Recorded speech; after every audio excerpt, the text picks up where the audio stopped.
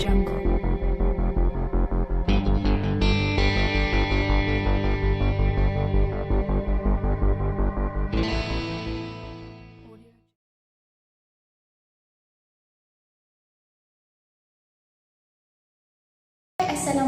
my name is Ulfa Izzati binti Muhammad Azham. I'm from class DPHU 4D.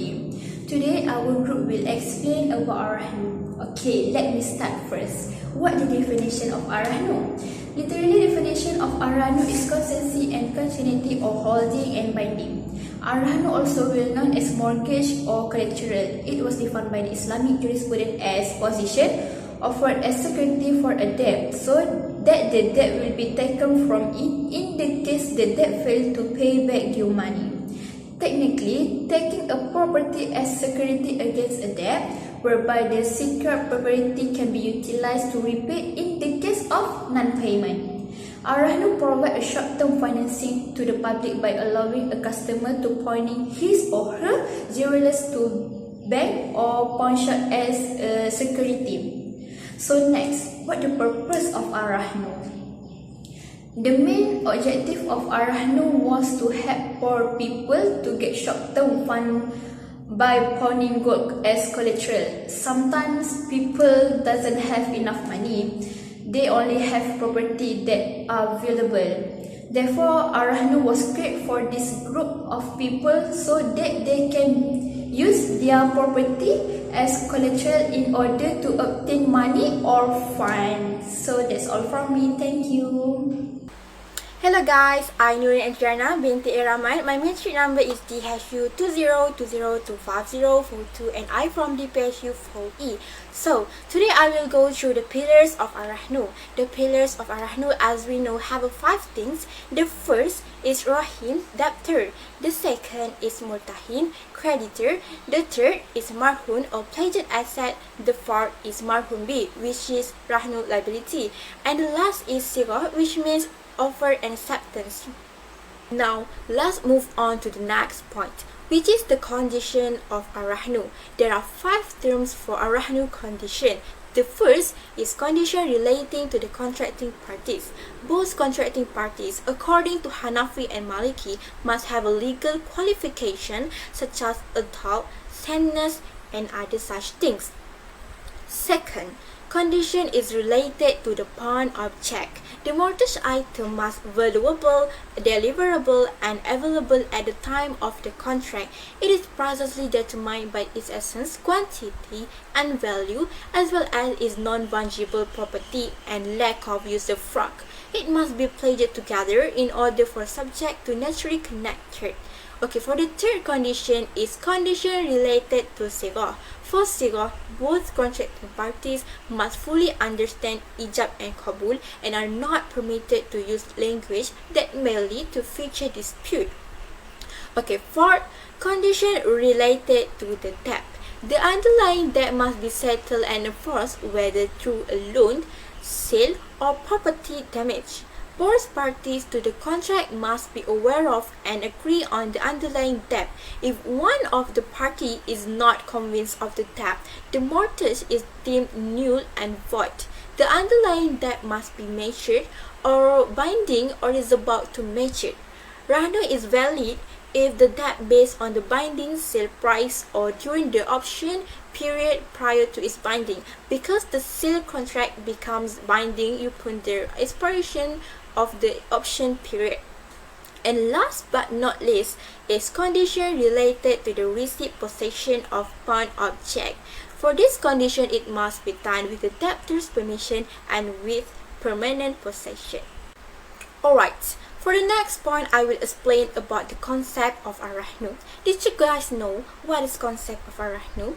For your information, the concept of Ar-Rahnu have 4 terms. The first is Qardul Hasan, which translates as benevolent loan. The second is Al-Wadi'ah Yat Amanah, which means trustworthiness. The third is Al-Ujra, or the fee for safekeeping. And the last is Al-Wadi'ah Yat Amanah, also known as safekeeping with guarantee. So that's all from me. Thank you. Hi, Assalamualaikum. My name is Ahmad Naim Syari. My metric number is DHU2020247448 and I come from class DPHU4D. And today I will explain to you guys about the features of Ar-Rahnu. What's mean the features? The features mean characteristic of Ar-Rahnu. Okay, for the first features of Ar-Rahnu is loan amount, and the second is the loan margin, and the third is safekeeping fees, and the fourth is loan tenure. Okay, next I will tell you about the advantage of Ar-Rahnu. For the first thing, the advantage of Ar-Rahnu is no interest or no riba involved. As we know, the riba is prohibited in Islam. Okay.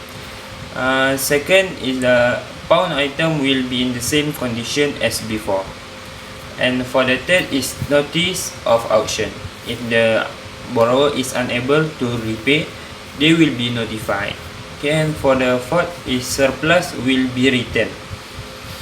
Okay, and the last one is the reasonable pound value. That's all from me. Thank you. Hi, Assalamualaikum. My name is Muhammad Lumanaki Muhammad Helmi. I'm from class DPHU4D. My matrix number is DHU2020247447. Okay, I'm here today. I want to talk about a comparison of Ar-Rahnu. There are 8 principles between Ar-Rahnu and conventional pounding, such as operator, charge, insurance, items, ownership, pound value, default, and balance after auction. Next, Ar-Rahnu governance law in banks and non-banks. Due to the existence of many Ar-Rahnu institutions, the scheme is getting more attention and support from the public. According to the annual report of MyDam, the research revealed that the scheme has contributed to many people economic progress. Did you guys know that Ar-Rahnu has given benefits to many people, around 16,000 each year, which involves such as fishermen, small and medium entrepreneurs, farmers, low-income groups, and individuals who need speedy cash immediately. Ar-Rahnu has given instructions such as the first pawn shop at 1972. This law prevents any individual or institution from establishing a pawn shop without obtaining a license. The second is pawnbroking activity guidelines, Ar-Rahnu. These guidelines only cover the basics of Ar-Rahnu as defined by the Sharia, such as the pillar of the charge and the charge concept, but it omits procedures and the critical requirement to protect parties involved in Ar-Rahnu contracts. The last one is implementation of Ar-Rahnu in Malaysia. The management method for the Ar-Rahnu plans as a supply by the Islamic Religious Council and Malay traditions appear to be more structured than the guidelines prepared by the Malaysian Cooperative Commission. Although this method is not as comprehensive as the Pawn Shop Act 1972, it is capable of protecting those participating in the Ar-Rahnu contract. This method has been organized in a local manners, begin with the subject interpretation and ending with repair. Apart from that, this procedure has appendices that are used in Ar-Rahnu contracts for reference purpose, such as the pawnbroking application form ARM1, the pawnbroking declaration form ARM2, the pawnbroking extension form ARM3, the pawn future application form, the loss declaration ARM5, and so on. That's all for me. Thank you. Hi, Assalamualaikum warahmatullahi wabarakatuh. My name is Nafati Atira binti Zraidi. I am from class PHU4E. Today I will explain about the role of Ar-Rahnu in socio-economic development. The first thing is a source of capital to the small business, means quick and easy capital provider for small trade without having to go through the usual banking procedure, which can be time consuming.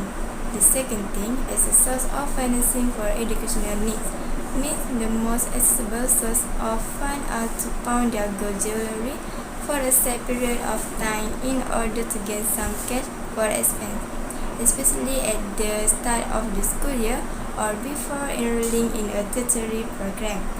Next, the development of agricultural and similar industry is a simple way out for those who run agricultural project and small industry in villages that require lower capital.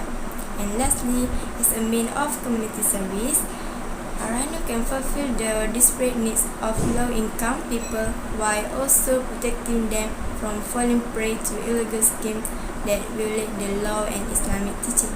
So that's all for me. Thank you.